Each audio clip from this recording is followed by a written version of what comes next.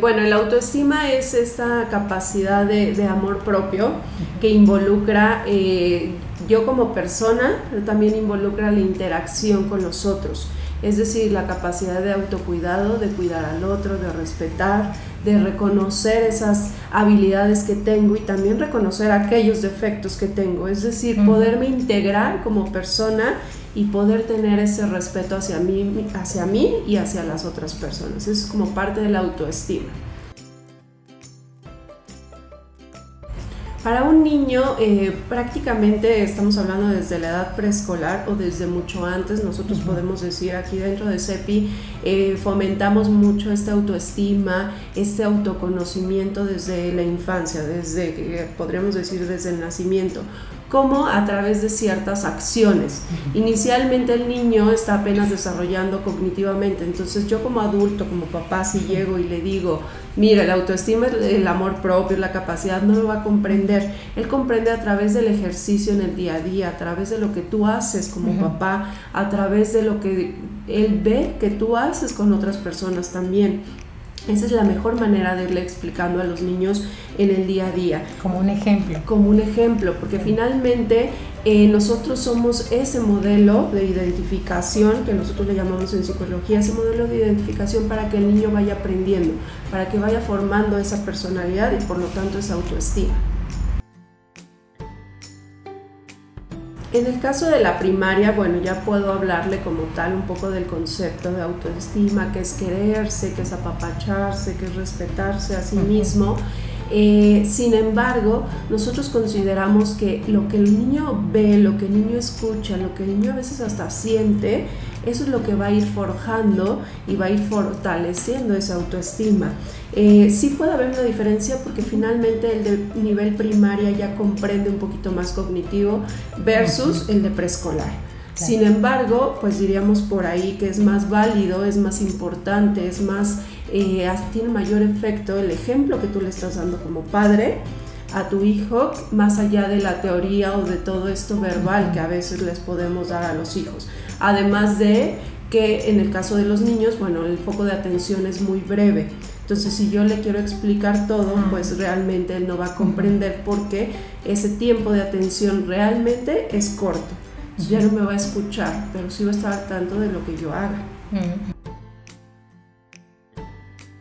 Nosotros hemos observado que parte de este bullying, que podríamos decir que es un maltrato que puede ser desde lo físico, psicológico, virtual, etcétera, finalmente todo este maltrato va a nada más a darnos el indicativo de que está sucediendo algo con mi hijo, que hay una baja autoestima, no importa si es la víctima o es el acosador. En los dos perfiles o en los dos roles estamos hablando de una baja autoestima.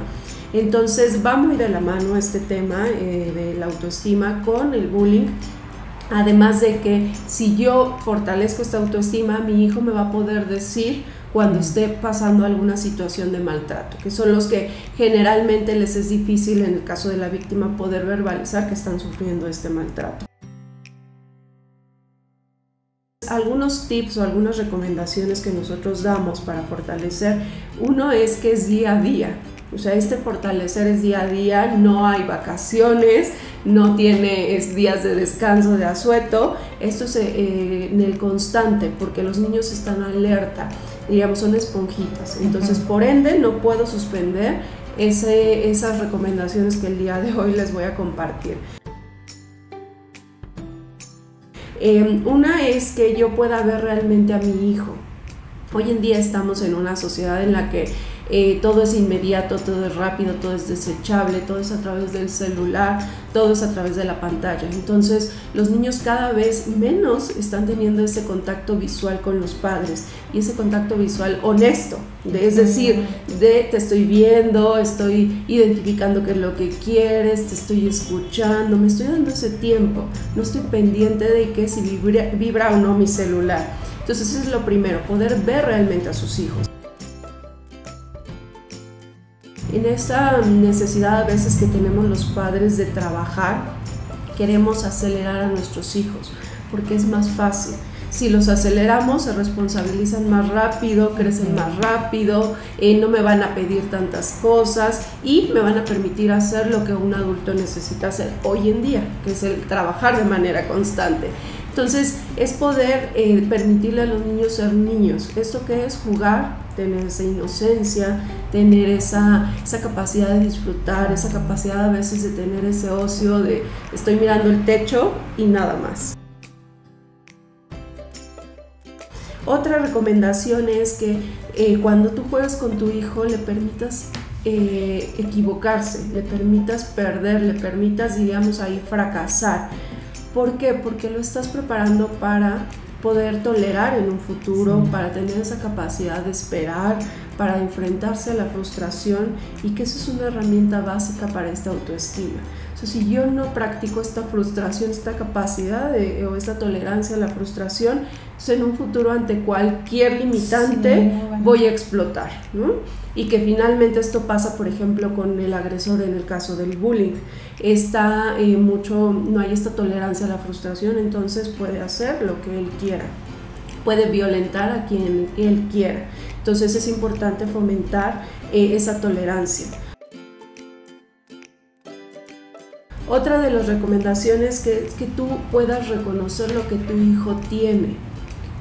Es decir, no solo es tarea de él, sí, del niño, sino también tú como padre reconocer lo que sí tiene tu hijo, lo que sí hizo bien durante la clase, lo que sí hizo bien durante el día, durante la actividad deportiva.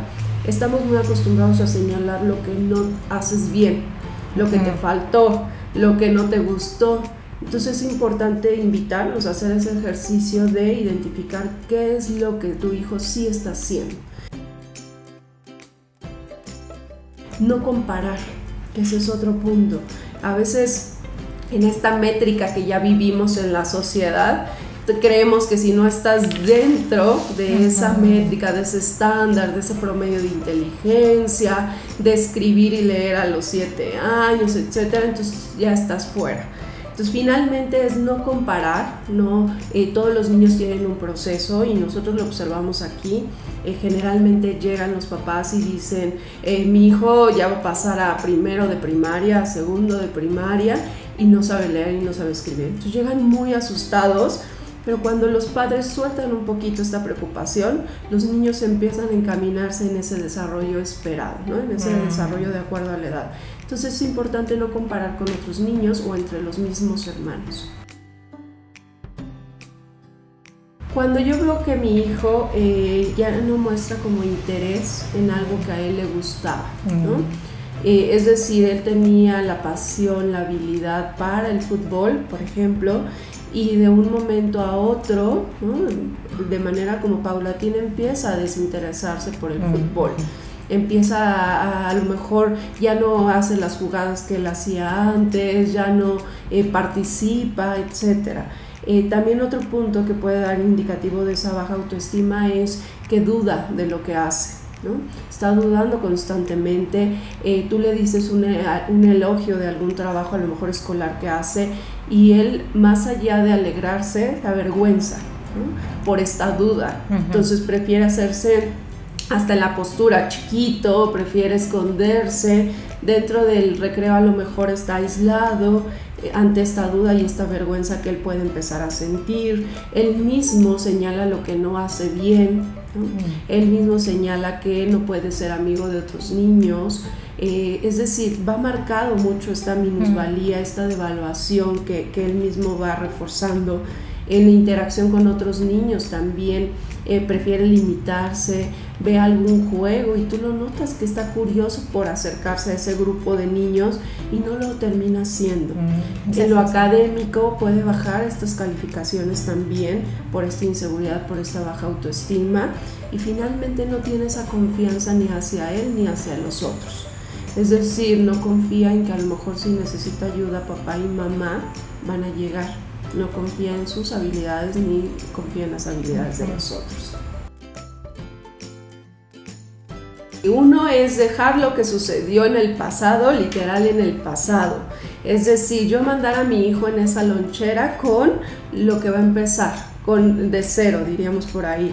porque si yo le cargo todo lo que sucedió en reproches, en resentimientos, entonces mi hijo esa lonchera no va a ser azul, no va a ser rosa, va a ser de color negro.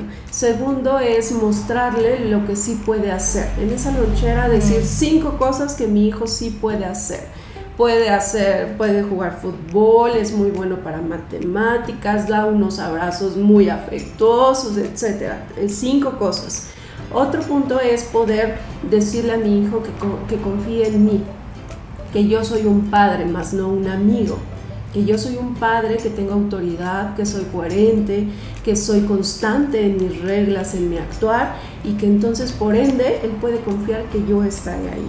Otro punto es en esa lonchera también poner como estas metas que mi hijo puede plantearse para este nuevo ciclo escolar, estas metas a corto plazo, es decir, ayudarle a mi hijo qué meta se va a plantear durante este ciclo escolar, qué quiere hacer.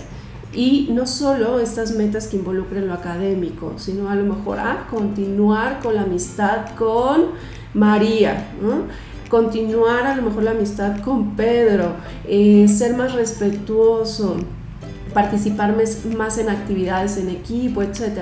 O sea, ayudarle a plantear esas metas para este nuevo ciclo escolar. Otro punto es también permitirle a mi hijo que pueda expresar sus afectos, que eso es algo que hemos olvidado hoy en día, que sea yo capaz de decir estoy asustado, estoy enojado, estoy furioso. Entonces permitirle como darle esa llave en el que él pueda expresar lo que está sintiendo. ¿Para qué? Para que en un futuro, si alguien lo está violentando, él pueda decir siento mucho miedo. Parte de esa lonchera también transmitirle que él necesita cuidar también lo que es decir, desde los útiles, poderlos cuidar, poder decirle esto es para todo el ciclo escolar, es decir, dejar de transmitir que los padres tienen una varita mágica y que le van a dar todo a los hijos. Es importante que si en algún punto ellos ya no pueden manejar esta baja autoestima o esta arrogancia, por ejemplo, en el caso de los niños es importante que acudan con un especialista en el área de la salud mental para poder ayudarlos y orientarlos en función a esto.